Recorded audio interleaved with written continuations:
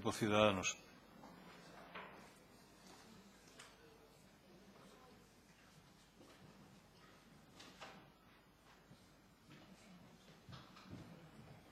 Gracias, señor presidente. Estamos completamente de acuerdo con esta proposición. De hecho, nosotros presentamos no hace mucho tiempo aquí una proposición para que se hiciera una ley de reestructuración del sector público y, desde luego, racionalizarlo. La primera fase para poner ese orden sería, evidentemente, tener información. Una reflexión añadida. Quizás muchos de los datos que se piden aquí deberían ser públicos. Debería tener acceso cualquier ciudadano a estos datos. Por tanto, nada que decir, y variando un poco el tiro, pero absolutamente relacionado con el tema del sector público, quisiéramos hacer desde nuestro grupo algunas reflexiones al hilo de todo lo que ha ido pasando estos días y de muchos asuntos que se hablan en esta Cámara. Bien, una premisa de tipo político. Nosotros pensamos que la aparición del sector público en España, de este tipo de sector público, estamos hablando de la Zaria, por ejemplo, efectivamente, el sufrimiento de muchas personas expropiadas, muchas personas mayores que no han podido disponer de dinero que tenían ahorrado en tierras durante muchos años, SOGEPSA, etcétera. La aparición de este sector público no se puede entender sin entender la matriz que le dio aparición, que es la administración pública. Ya hemos hecho alguna reflexión al respecto aquí en esta Cámara. Y, por tanto, el verdadero tema, a nuestro modo de ver, es cuáles son los límites de la administración pública y cuáles son las características que debe tener esta en un Estado moderno. Y, si me permiten, voy a ponerles dos ejemplos absolutamente actuales. En primer lugar, en estos días está en la prensa el caso Marea. En el caso Marea, más allá de cuestiones personales y de personas que estén imputadas, manifiesta un tremendo agujero negro de gestión. Supongo que en eso estamos todos absolutamente de acuerdo. Es decir, lo que manifiesta desde muchos puntos de vista de la propia gestión de los centros, de la propia gestión educativa, de los mecanismos de control de lo que se hacía en las administraciones, es decir, un gran agujero. Otro ejemplo, una empresa pública gijonesa, Emulsa, externalizó un servicio con una empresa privada, es una empresa de limpieza, para limpiar sus propios locales. Una paradoja, ¿no? Bien, sirvan estas dos paradojas para enmarcar lo que quiero decir. Sin a prioris, estas dos cosas que acabo de decir ahora, estos dos ejemplos que acabo de poner ahora, me parece que son objetivos y que luego podría cada uno extraer consideraciones de tipo diferente.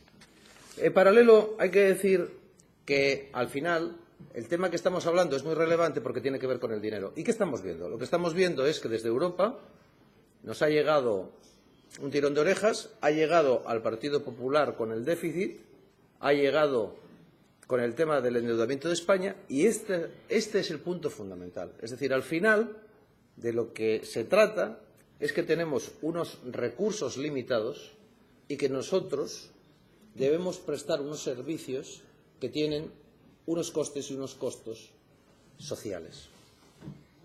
Este tema es fundamental, no ya para la supervivencia del estado de bienestar, sino para la supervivencia del propio Estado.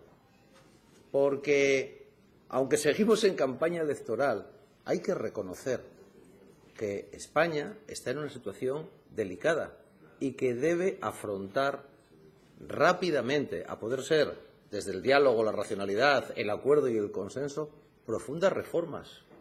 Estoy pensando cuestiones que han salido estos días. Evidentemente, el área central asturiana tiene un componente político, que además llevamos 20 años con el tema, pero ¿y la fusión municipal?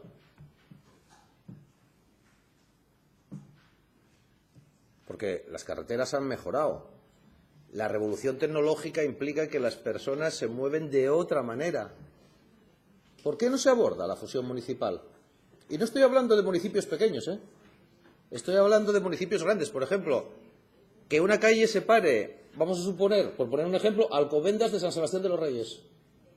Pero tienen dos ayuntamientos diferentes. ¿Eso es entendible para el ciudadano? Bien, repito otra vez, sin a prioris. Necesitamos un debate serio sobre la administración pública que queremos. Estamos inmersos en una revolución tecnológica y nosotros, desde Ciudadanos, lo tenemos claro. Mire, respecto al sector público, en algunos momentos, en época de burbuja, se utilizaron estas empresas para salirse del control contable. Hace tres años se nos obligó a incluir en la fiscalización estas empresas. Ya se dijo aquí alguna vez en esta Cámara, algunas de estas empresas surgieron con una huida, como una huida del derecho administrativo, como una manera de no tener determinado tipo de control. También en esto plantearía otro problema. Tenemos duplicidades.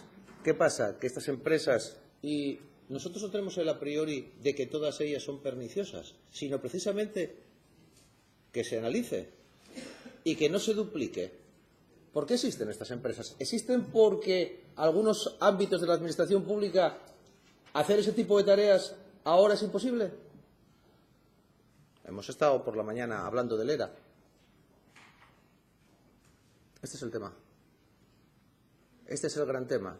Teniendo en cuenta lo que estoy diciendo, España tiene dos agujeros muy grandes. Uno, esta reforma de la administración y, en segundo lugar, un fraude fiscal inmenso. Un Estado que recauda muy poco. Y lo que no se puede tener, porque no existe, eso sí que es la cuadratura del círculo, para izquierda vegetariana o cruda, para derechas o para izquierdas. Lo que no se puede hacer es gastar mucho más de lo que se ingresa. Voy a dar un dato y voy terminando. Los alemanes destinan por cada euro que destinamos los españoles 5 contra el fraude fiscal en la hacienda pública. España tiene el 80% de lo que recauda la hacienda pública española va directamente de las nóminas de los trabajadores.